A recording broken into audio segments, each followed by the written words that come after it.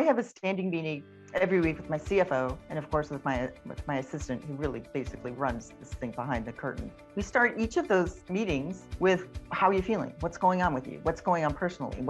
How are your kids doing? It takes 5 minutes, but then I know where, if they're distracted or if they're not feeling well, or if their mother's sick or right. It only takes 5 minutes, but it's how we are grounded with each other. And we've become really tight friends over time, right? If you add 5 minutes a week up over a period of years, then you really strengthen trust and you get to know each other really, really well. Welcome to Grow Think Tank. This is the one and only place where you will get insight from the founders and the CEOs of the fastest growing privately held companies. I am the host. My name is Gene Hammett. I help leaders and their teams navigate the defining moments of their growth. Are you ready to grow? Where is your transparency line? Well, transparency is not a new conversation for us here on the podcast, but when I think about the transparency line, I believe it should be remarkable. I think you want to be open with financials as much as you can. You want to be open with candid feedback with people to give them insight on where they can improve. And I really believe transparency is an important part to growth. When I was doing some research, I interviewed 53 founder CEOs, and I had some sort of measurement calculations of what plays a role in the growth of their company. Transparency was one of the highest factors of that. 87% said it was either important or very important to the growth of their company. So just think about that for a second. Our special guest today is going to talk about transparency. It is Liz Steblay. She is, a powerhouse inside of her world, which is matchmaking for Fortune 100 or Fortune 1000 companies in the world of HR. And so her company is ProKo Agency. They were number 4,610 on the Inc. list this past year. And what we talk about today is transparency, how it plays out inside of her organization, why it's so important, and why you should be transparent as well with your employees, with your partners, with your clients, with your, it doesn't matter. Everything should have a dose of transparency that allows you guys to connect and build trust. And I believe this too. So we're going to unpack that in today's episode. My job is to help you become the best leader you can be, to be extraordinary. And I want to help you do that with intention. The best thing I can do for you is not just to let you take in all this content passively and hope that you apply it. I think that what you're looking for is probably someone to talk to about what's going on in your business, what's really getting in the way, how you sabotage it. If you're open to that conversation, if you have enough courage to say, you know what, I know I could do better and be better, and I know that there's something specific I'd like to talk to about with Gene, then that's a perfect fit for a conversation with me. Just go to genehammett.com and schedule a call. Now, inside that conversation, I promise not to sell you, but to serve you as deeply as possible, just like I would a paying client, to help you see what's getting in your way, come up with a plan for you to move forward. And then we'll talk about what's next. Just build a relationship from there. My job is to help you become an extraordinary leader and help you become the leader that your people deserve. Just go to genehammett.com and schedule a call. Now, here's the interview with Liz. Hi, Liz. How are you? I'm great. Thanks for having me on here, Gene. Well, excited to have you on the podcast. We're going to talk about transparency. Before we do, I'd love for you to tell us about your company, ProKo Consulting. Yeah, actually 2 years ago, we changed our name from ProKo Consulting to ProKo Agency. Okay. Part of that was driven by the new law in California known as AB5 that some of your listeners may be familiar with. But without going into the legal reasons, basically what ProKo Agency does is we're a matchmaker between consultants who specialize in org effectiveness, program management, and HR, and Fortune 1000 companies. So a little bit like Creative Artists Agency in Hollywood represents the best actors, we represent the best HR and org effectiveness consultants. Well, excited to have you talk here today. We were doing some research on the company and just figuring out who you are and what you're up to. You guys made the Inc. list. Was this the first time you guys made the Inc. list? Yes, it was the first time we made the Inc. 5000. Well, it's impressive to be able to do that, especially with such a small staff. One of the reasons why you guys made it, we've already kind of talked about this before we cut the recorder on, which was transparency. So what is transparency as it relates to growing your company? Well, that's a huge question, Gene. But it's also, it goes all the way back to when I founded this business with about 13 years ago. Trust, candor, and collaboration and transparency are our founding principles. And particularly with regard to transparency, it's practically unheard of in the consulting industry to have transparent pricing, right? When you're a client and you hire a consultant, you're paying the consulting firm $400 an hour or $450 an hour. You have no idea what the consultant is actually being paid, whether it's a big firm or a boutique firm or a matchmaking firm like ours, right? Or even an online platform like Catalant, or a well-known agency across the country is BTG, Business Talent Group. All of the pricing is a little bit obscure. The bigger the company, the more obscure the pricing is. And I said, well, that's kind of BS. So our model is very transparent in that we all of our consultants set their own rates because they're all independent businesses. And we tell our clients, this is what the consultant's rate is. And we add 10% as our agency fee, which helps mitigate your risk and provides for $5 million of insurance. If the client comes to us and says, hey, can you help us find a consultant that specializes in org design for global IT, for example, we then charge the consultant a 10% sourcing fee. So we call it our 10 up, 10 down model. And that's it. That's the transparent pricing. Everybody knows what everybody's making. It makes it simple when you have one model that works, and it just, when you're able to talk about this, you don't have to keep your story straight, right? No, it's very easy. Right. That's the other great thing about it, is it's low stress, because that's the model. And that doesn't matter if it's a fixed fee, if it's a workshop, if it's, a 1-year engagement, if it's interim, if it's, backfilling an interim head of HR role, or if it's a consulting project, the model works no matter what the pricing structure is. Well, let's dive into this. You said the guiding principles or the core principles of the business. You listed them out there. List them for us again. Candor, trust, transparency, and collaboration. And how did you come up with those? Oh, probably just based on my own life journey and my own personal values. So I did have a situation once where it's part of the growth of the company, right? It's like you got to hire talent. You got to have the right talent. In our case, it's our whole business is representing the right talent. And I reached out to somebody on LinkedIn because they looked great on paper. They had previously worked at like a couple of the big firms. I don't know, it was like Accenture and Deloitte or something. And they had the kind of background that our clients are looking for. And I reached out to this person and went through our vetting process. But then a few months into it, this person stabbed me in the back.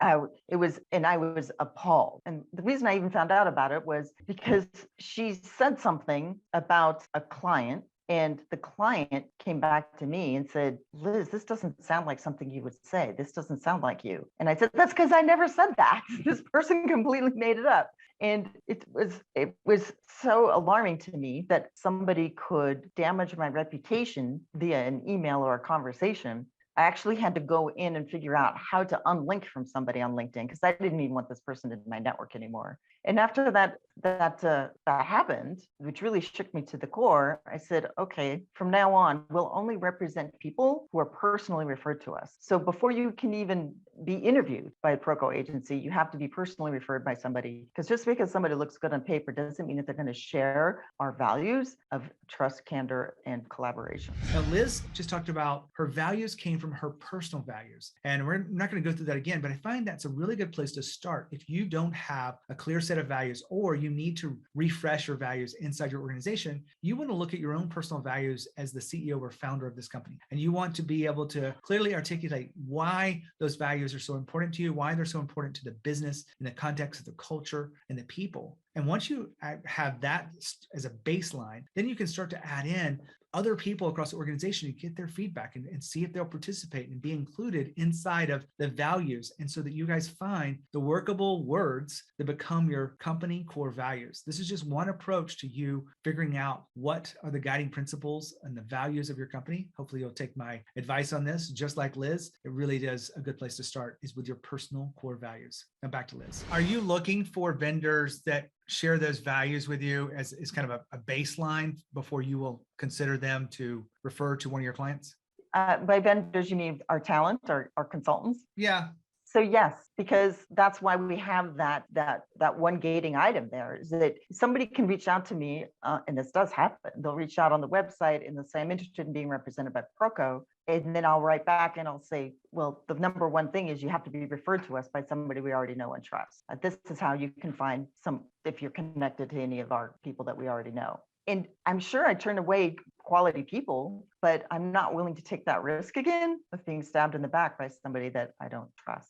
I've been doing a lot of research on what I call the leverage points of how values are touching our organization. Right now, there's about a dozen of them. And what you're describing is in order for us to grow the business, we look at our own personal values and company core values, and we're looking for a good match with the people we do business with. Do I have that kind of summarized very well for you? Absolutely, yes. I'm kind of curious, are there other areas that you would say in the organization that are touch points or leverage points that you use values? Oh, wow. It permeates. Well, like any company, the values are going to permeate everything that we do.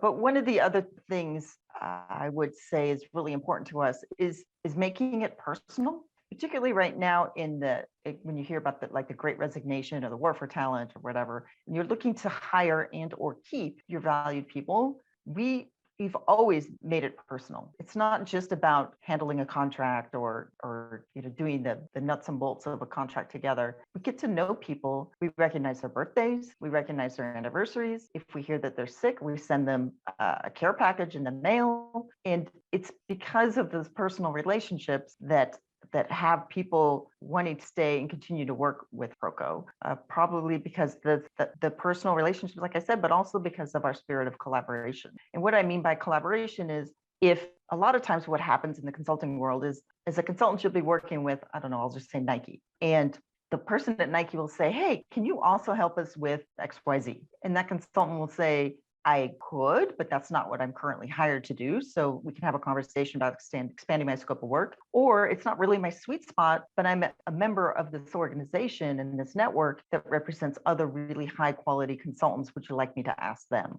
And that's where the heart of the ProKo model is, because then that person comes to ProKo and says, hey, Nike's looking for somebody to do ABC. We make the match. We give the referral bonus back to that consultant that brought it to us from Nike, right? So that's where the spirit of collaboration comes in. We're sort of all in it together, helping keep each other's, keep your plane in the air. All of our consultants are self-employed. So it's all about making a living. So we all help each other. Love that. You were talking about making it personal. You gave some specific examples. This is with your core employees, or is it with your partners and clients and just everyone? Actually, when I gave the example, I was talking about our consultants who are all independent contractors, right? They're not employees, but it also works for clients. We also recognize client anniversaries every November. We do client appreciation gifts, and also by recognizing the anniversaries of when they became a ProKo client, it's just another touch point. So all of these are ways of keeping a relationship warm. You had said before we cut the recorder on, you were going to be sharing practical tips. Let's just drive this home. When you're talking about making it personal, what is the thing that you feel like is making the most benefit to growing your company? Really, well, for one thing, when somebody goes through the process of being represented by ProKo, they interview with three people. We have two different heads of talent and myself, and all three of us are going to get to know this person. In that process, I'm always taking notes. Well, the main objective is to determine what this person's sweet spot is. What are they really, really, really good at? What do they love to do? But aside from that, I'm also taking notes. Do they have kids? Where do they live? What do they do for hobbies? And it's as simple as keeping track of those notes. I keep them in my contact records, right? So, for example, let's say I know that Deborah Glenn loves to ski and has 2 kids. And so when it comes to her birthday, I don't just send a generic birthday card. I actually send a birthday card that has something to do with one of her hobbies, right? It might be skiing or it might be another hobby. And I handwrite these notes. Okay, a lot of people are going to say it's really old fashioned to send a birthday card in the mail, but who doesn't like getting a handwritten note in the mail? Everybody does. So I think it's worth taking the time to do handwritten notes. Same thing with appreciation. I write thank you notes to clients or to consultants. If somebody introduced me to somebody and then I ended up representing them, and then that went on to be a $200,000 contract, that's worth taking 5 minutes to handwrite a thank you note. Absolutely. So it's a little old school, I agree, but that's how you make it personal. I want to go back into this transparency, please, because we got into the part where pricing is transparent. Where are the other areas that which you have transparency in your business? Oh, so this kind of goes hand in hand with candor. So, and sometimes these are awkward conversations, but I believe that if I don't give candid feedback to my consultants, I'm doing a disservice to them. It can be awkward to tell somebody you know what, your LinkedIn profile is really not up to par. Here are some great examples of self-employed consultants and what these LinkedIn profiles look like. And you need to do A, B, and C. And by the way, the photo you have is not doing you any favors. Sometimes it's difficult to give that kind of feedback. But if I don't give that kind of feedback and be candid about how a person's going to market and how they're representing themselves, it's a disservice to ProKo, of course, but it's also a disservice to them to not give that candid feedback and be transparent about how I perceive them in the marketplace. Now, Liz just talked about if I don't give the feedback, it's a disservice to that person. And I really believe this is a mindset shift that a lot of people need to wrestle with because they avoid these difficult conversations or the chance to give candid or candor feedback, and they just don't do it quick enough. They eventually do it, but they don't do it quick enough. And I would like to encourage you to really, get your mindset shift around this is a disservice to them if I don't say these words, if I don't have this conversation, if we don't frame it and talk about it now, it will be something that they don't address because it's a blind spot to them. And especially if you believe it is a blind spot, they're not aware of it, it'll never get better on its own because the definition of blind spot, sorry, I got tongue tied, is really about, them not knowing. So make sure you make that mindset shift. Back to Liz. I love these examples. When we started talking about transparency, I haven't really explained one of the things I use inside my coaching, which is the transparency line. I think we all have an individual line at which maybe it moves depending on who we're talking to because of how open we are with what's going on in our personal lives, or maybe there's a doubt that we have that we don't want to share openly with some people. But within our organization, I think that we should be remarkably transparent. Within your organization, I know you've got a smaller team there. Would you say that you guys are very transparent with each other? I'd say probably we err on the side of being too transparent. But it's also part of making it personal. So I have a standing meeting every week with my CFO and of course with my assistant who really basically runs this thing behind the curtain. We start each of those meetings with how are you feeling? What's going on with you? What's going on personally? How are your kids doing? It takes 5 minutes, but then I know where, if they're distracted or if they're not feeling well, or if their mother's sick or right. It only takes 5 minutes, but it's how we are grounded with each other. And we've become really tight friends over time, right? If you add 5 minutes a week up over a period of years, then you really strengthen trust and you get to know each other really, really well. I love the fact that you're being honest with us and said it's probably too transparent. I think that's a good sign when you could be a transparency hangover. You think about it, a few hours later and you're like, did I really share that? I do that frequently, or I'll say something maybe a little too candid to somebody, and then I'll carry it around with me all day. And then the next day, I'll send them a note saying, I keep thinking about our conversation. I don't want you to have misinterpreted this thing the wrong way. And I just want to make sure that I didn't misspeak or didn't offend them. And my daughter laughs at me. She's 20. She laughs at me. She's like, oh, you're doing that thing again, aren't you, Mom? But it's, if I keep thinking about something, there's a reason. And I want to make sure that the air is clear. So it does take time, but it's worth it. I know a lot of people struggle with the transparency aspects and where do they have that transparency line? Some companies will share financials openly, some won't. Some will be candid when they have feedback. Some prefer not to be as candid as they could be. And I'm just wondering, have you seen a benefit as it relates to culture or the connection that you have across your team? Absolutely, because I think that our ability to be transparent and to give candid feedback opens lines of communication, and which helps build trust, right? Trust is built over time. And these small actions or every interaction is an opportunity to strengthen trust with somebody. So absolutely, it has makes a huge difference. I want to say one thing though, Jean. I think it's easier to be more transparent and to deliver more candid feedback the older you get, because you're less concerned with how you're going to be perceived. You're more comfortable in your own skin. And I think really age has something to do with that, which probably isn't very helpful for your young leaders who are 30 and 33, 35. But when you start getting, in your 40s and your 50s, you really get a lot more comfortable in your own skin, and it's easier to be vulnerable and to give candid feedback that might be a little awkward. Sometimes I'll start a conversation by saying, this is a little awkward for me, but in the interest of both of us, I want to give you some feedback. It's a little bit like when you do public speaking and they tell you, the first thing you can say is, wow, I'm really nervous. Look at all of you people out there. By acknowledging that you're nervous, or by acknowledging that it's an awkward conversation, it kind of pulls sucks the wind out of that emotion. The first time you said that, it made me think of, we all have older grandparents that basically don't give a damn about what they say. And sometimes they say things like, I will give you an example. My wife is doing videos similar to this, and her mother said, I watched all your videos. I cannot believe you didn't fix your hair on this day. And you did this and you did that. Like, she just doesn't give a damn.